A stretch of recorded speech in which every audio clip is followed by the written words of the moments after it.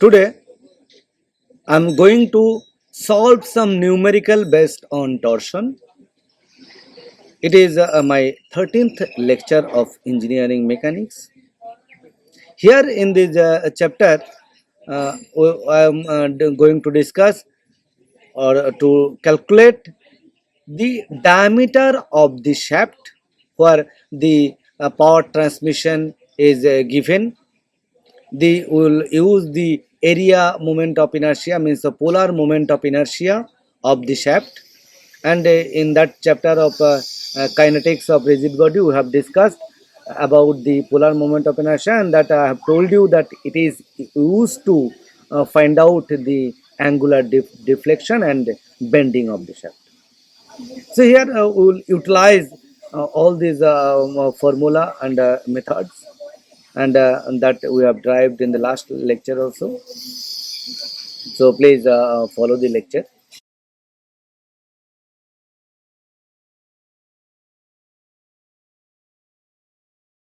To solve numericals, we need to know some formulas that we have derived in the last lecture.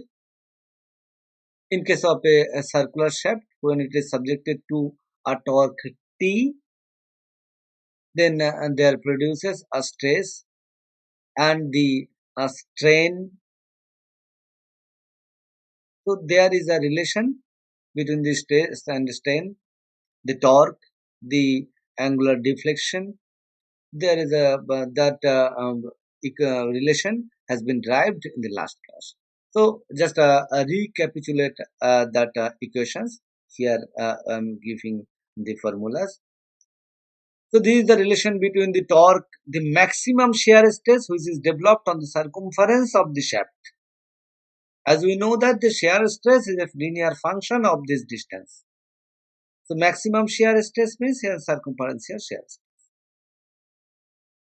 And here this J is the polar moment of inertia that we derived in the topic of kinetics of rigid body.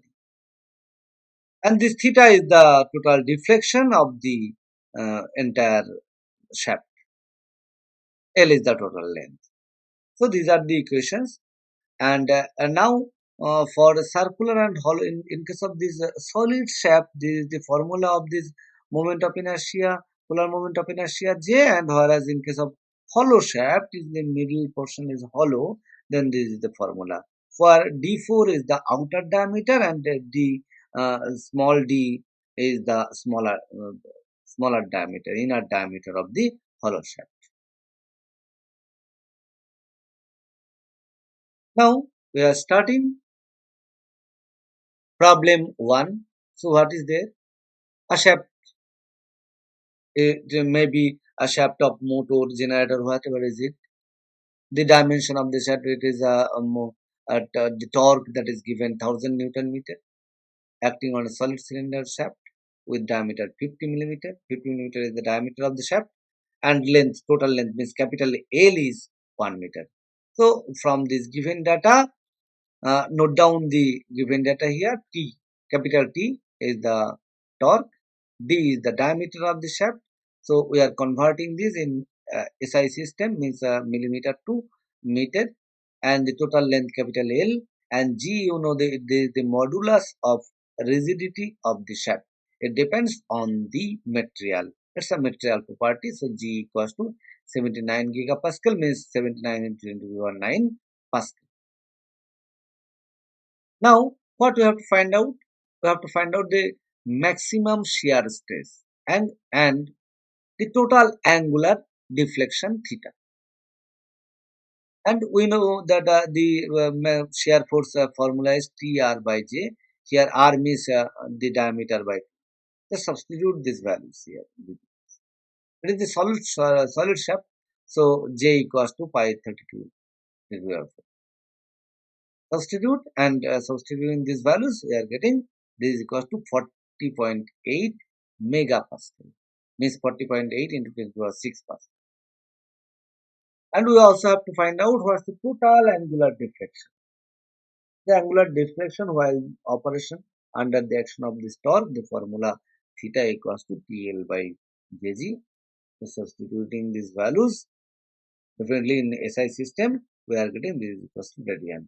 And that radian equals to this 1.2 degree. How we are converting that? We know that radian into 180 divided by pi equals to the. So this is the angular deflection, means angular twist, and this is the maximum shear stress in the surface of the shaft. This problem 2, it is almost similar to problem 1. Only things is that here it is the hollow shaft. Instead of solid shaft, it is the hollow shaft. Similarly, we are writing the given data, and in case of hollow shaft, this J is d to the power 4 minus d4. So that is the difference only. The outer diameter here is 50 and in the inner diameter is 30 millimeter, means 0.03. So just substituting this, we are getting this value of angular twist and shear stress. You notice in both the cases, the angular twist is a very small, and other comparable study that here angular twist is greater than the previous one as it is hollow. The problem 3, that this electric motor, it is able to transmit 15 kilowatt of power through this shaft, using this shaft. Means this is generating 15, this is this needs 15 kilowatt of electric power to run the motor. And then with the help of this, a pump is running. So motor to pump, this power is transmitted through this shaft. Now the motor to, while transformation of this, we have to find out the what should be the minimum diameter of the shaft.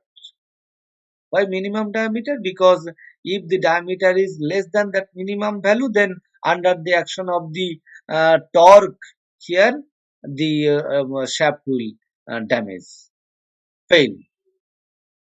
Means it may break or bending or something like this. So which is not allowable to permit. So we have to find out the minimum diameters. We know that anyway there is no maximum limit, but if we are applying very high diameter, then our size, weight, cost will increase. So we'll try to limit the shaft in a minimum value, minimum diameter, but that is able to transmit the required power. Okay, fine. Now, similarly, just note down the given data, the power transmission 15 kilowatt, and the RPM of the shaft is 2000 RPM, and that is called converted to RPS, revolution per second, dividing by 60, and the and that equals to the maximum tau max. Tau max is what? Maximum stress, not developed, but what maximum stress the shaft can withstand. So this much of maximum stress the shaft can withstand. Then we have to find out what's the diameter of the shaft. So these value maximum shear stress, it is a material property. Depending on material, it has a particular value, maximum shear stress. Now, what diameter should be there? We will use. So convert this power, as it needs to transmit 15 kilowatt of power, then corresponding what torque is applied. We know the relation between power and torque. Power equals to 2 pi nt or omega t, or the torque equals to p by 2 pi n. So substitute this value and get 71 Newton meter. That is the 71 Newton meter. Then as we know the torque, and we also know the this formula we have tried in last class, So TR by J. It is a solid shape, so this is the formula of polar moment of inertia J. R means capital D by 2. Substituting this, we are getting the value of the diameter of this shaft is 0.0153 meter, or in millimeter it will be 15.3 millimeter. So it is the minimum value of the diameter, but practically our shaft diameter would be slightly higher than this to make maintain the safety of the shaft. Means whenever if sudden uh, sometime sudden overloading is there, then also it can withstand. So minimum value of this diameter is this. And the last problem today we are going to discuss. Let's consider this is the shaft, but it is the stepped shaft. Means throughout the entire length, the diameter of the shaft is not same, and not also same the two part of the shaft, length of the two part of the shaft. The corresponding diameters are 60 millimeter, and here it is 40 millimeter, and the length 1 meter and 1.5 as given in the figure. Now, what we have to find out? We have to find out the total angle of twist by the this combined shaft. Here we have to remember that the total angular deflection is the summation of the angular deflection of this part and this part. Then just write down the given data here. This is the given data. The maximum shear stress means the maximum allowable shear stress.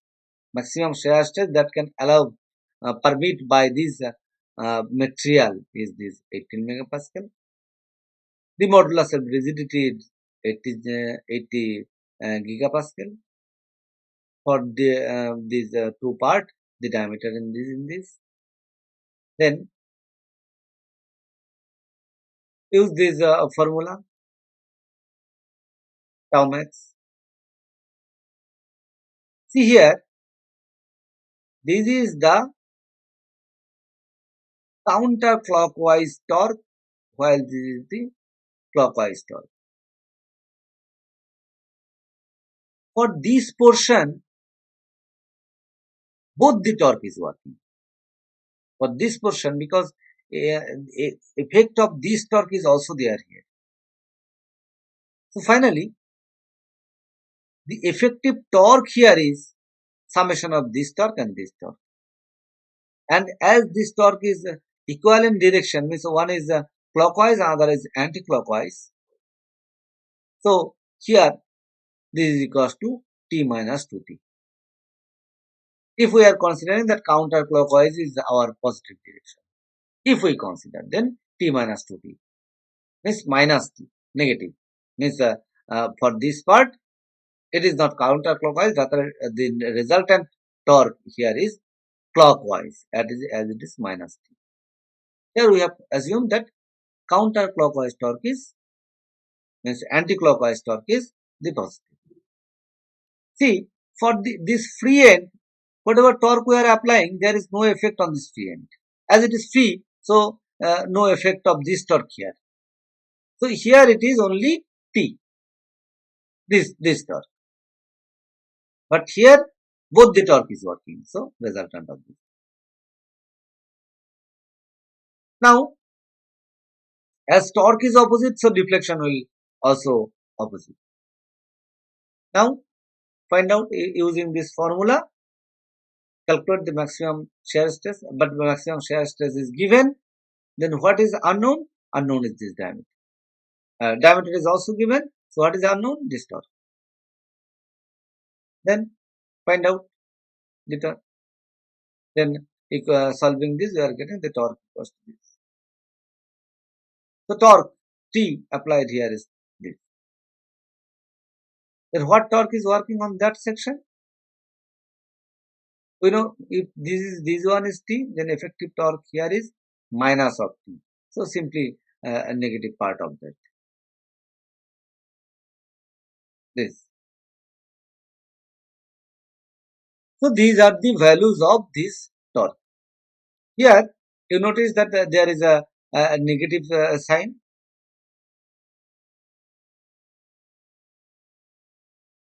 Then the total angle of twist is this.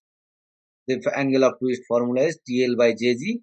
So for individual segment, we are using some suffix for BC part and AB part. As it is both is made by the same material, so the G is same for both. Then substitute the values and we are getting this value. Why it is negative here? Because T, that is negative, as we have concluded there. This part is negative, so we are using negative sign. Negative. Then calculating this, the resultant angular twist equals to 3.73 degrees.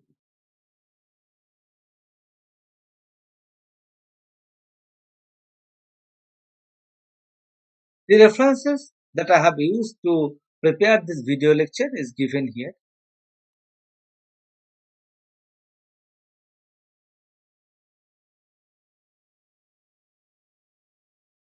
Today, in this 13th lecture, I have completed the chapter torsion. In the next lecture, I am going to discuss friction. So please follow the lectures and thank you for your patience and listening out the lecture with attention. Thank you.